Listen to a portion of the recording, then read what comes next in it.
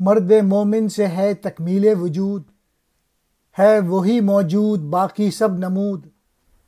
تاب دے گر اس کو سوز لا الہ، تابع فرما ہو اس کے محرماں۔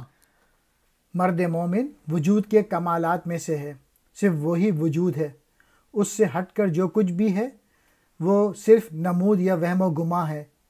تصوف کی اصطلاح وحدت الوجود کے مطابق وجود صرف محبوب حقیقی کا ہے، باقی سب کچھ بظاہر تو ہے لیکن اس کا وجود نہیں۔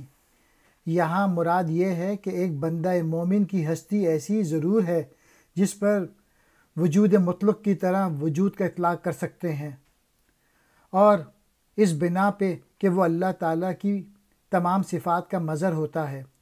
اگر وہ لا الہ سے سوز و تپش حاصل کرتا ہے تو سورج اور چاند اس کی خواہش و مرضی کے بغیر گردش نہیں کریں گے۔ مرد مومن چونکہ صرف خدا کو اپنا محبوب و مقصود بناتا ہے، اس لیے خدا بھی اس پہ نظر و کرم رکھتا اور اسے اپنا محبوب و مقصود بنا لیتا ہے اور اس کی مرضی کا خیال رکھتا ہے۔